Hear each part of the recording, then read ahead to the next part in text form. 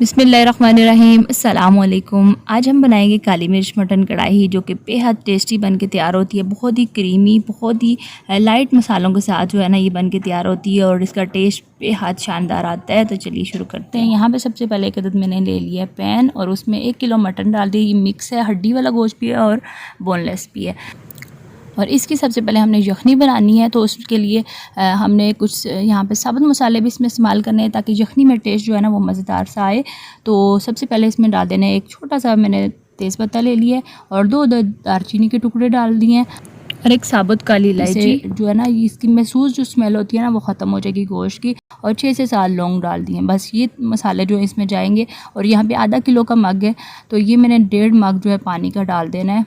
पानी डालने के बाद यहाँ पे मैंने 1 चाय का चम्मच इसमें नमक शामिल कर देना है और तमाम चीज़ों को अच्छे से मिक्स करना है। और उसके बाद ढक्कन से ढक के मैंने इसको 40 मिनट के लिए बॉयल होने छोड़ देना है। 40 मिनट में पतीले में अच्छे से बॉयल हो जाएगा। अगर आप प्रेशर में बॉयल कर रहे हैं तो 15 मिनट में बॉयल हो जाएगा। तो यहाँ पे 40 मिनट गुजर चुके हैं और आप देख सकते हैं गोश्त हमारा बहुत अच्छे से गल चुका है। अब मैंने क्या करना है, इसकी यखनी और गोश्त अलहदा कर लेना है और ये जो साबुत मसाले डाले थे उनको ज़ाया कर देंगे। उनका अब काम ख़त्म हो चुका है।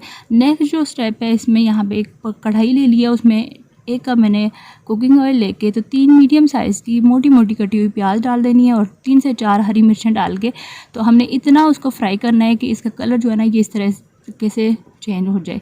और उसके बाद इसको बिल्कुल ब्राउन बिल्कुल भी नहीं करेंगे, बल्कि हल्का सा ही फ्राई करना है। उसके बाद इस प्याज को निकाल के मैंने ब्लेंडर में डाल लेना है और उसके बाद क्या करना है, थोड़ा सा इसमें पानी शामिल करना है और पानी शामिल करने के बाद इसको मैंने ग्राइंड कर लेना है। उसके बाद फिर हम नेक्स्ट स्टेप की तरफ चलते हैं। तो उसी बकिया तेल में मैंने प्याज ग्राइंड कर ली है। अब ये मैंने प्याज जो है ना इस तेल में डाल देनी है और अच्छे से हमने इसको क्या करना है, फ्राई कर लेना है। और ये जो जग में थोड़ा बहुत जो आगे पीछे प्याज लगी हुई थी ना मिक्सचर, तो इसमें थोड़ा सा पानी डाल के ये भी हमने इसी में शामिल कर देना है और आग को थोड़ा सा तेज़ कर देंगे ताकि ये जो पानी हमने डाला है ना ये पानी खुश्क हो जाए।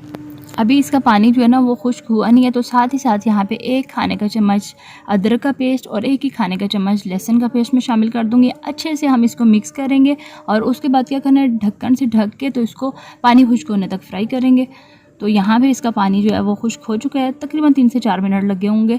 तो अच्छे से हमारा जो है ना लहसुन और अदरक का कच्चापन जो है वो दूर हो गया है। तो अब मैंने इसी स्टेज पे डाल देना है, यहाँ पे ये जो मटन हमने बॉयल करके तो रखा था उसको डाल देना है और मटन को इन तमाम चीज़ों के साथ 2 से 3 मिनट तक अच्छे से हमने फ्राई करना है।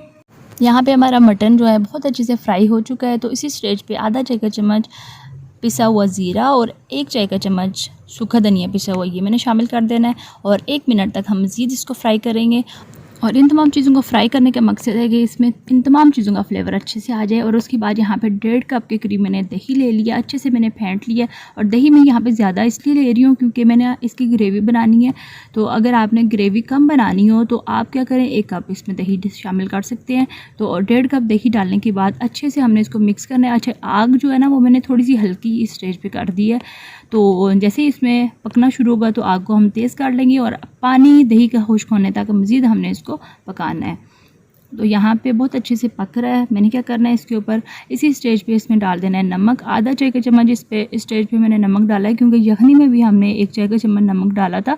तो एंड पे हम चेक कर लेंगे, अगर कमी बेशी हुई तो फिर बाद में इसमें नमक शामिल कर लेंगे। तो यहाँ पे हमने ढक के इसका दही का पानी खुश्क होने तक इसको पकाना है और 4 से 5 मिनट तक हमने मज़ीद इसकी भुनाई की। और उसके बाद यहाँ पे एंड पे मैंने डाल देने 1.5 खाने का चम्मच बिल्कुल दरदरा सा मोटा मोटा सा कूट लेना है काली मिर्चें और 1/4 चाय का चम्मच गरम मसाला इसमें शामिल कर दी। ये दोनों चीज़ें एंड पे जाएंगी।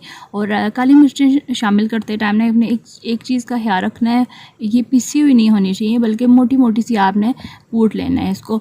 इससे इसका टेस्ट बहुत अच्छा है। अगर आप पिसी हुई डालेंगे ना तो इस कढ़ाई का कलर बिल्कुल चेंज हो जाएगा। तो और इसके बाद जो है ना ये 1 कप जो हमने यखनी बनाई थी, बच की थी, ये मैंने इसमें शामिल कर दिया। इसका बहुत अच्छा इस कढ़ाई में टेस्ट आएगा।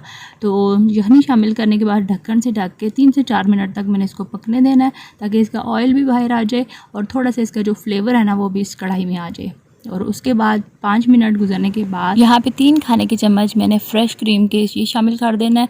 और क्रीम ये जो दूध के ऊपर से मलाई उतरती है ना, ये मैंने शामिल किया। अगर आपके पास टेट्रा पैक क्रीम हो तो वो आप शामिल कर सकते हैं, बहुत अच्छे से टेस्ट आएगा। और क्रीम डालने के बाद हमने बहुत ज़्यादा इसको पकाना नहीं है, तकरीबन 2 से 3 मिनट तक इसको पकाना है।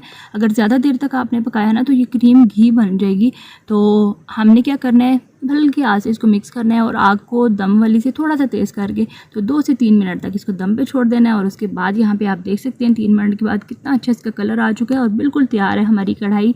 तो इसको मैं एक प्यारी सी कढ़ाई में डिश आउट कर लूँगी। और ये आप इसका टेक्स्चर देख सकते हैं, बहुत अच्छी क्रीमी इसकी ग्रेवी बनी है। और इसका जो गोश्त है ना, बहुत ही फ्लेवरफुल, बहुत ही मज़ेदार से ये बन के तैयार हुआ है। तो ये थी आज की हमारी मज़ेदार सी रेसिपी। उम्मीद करती हूँ कि आपको पसंद आई होगी। वीडियो को प्लीज़ लाइक और शेयर ज़रूर करिएगा। और इसके अलावा जो है ना, अगर आपने मेरे चैनल को अभी तक सब्सक्राइब नहीं किया तो उसको प्लीज़ सब्सक्राइब करके बेल नोटिफिकेशन को ज़रूर प्रेस करिएगा, ताकि मेरी तमाम वीडियोज़ की नोटिफिकेशन आपको टाइम टू टाइम मिलती रहे। अल्लाह हाफिज़।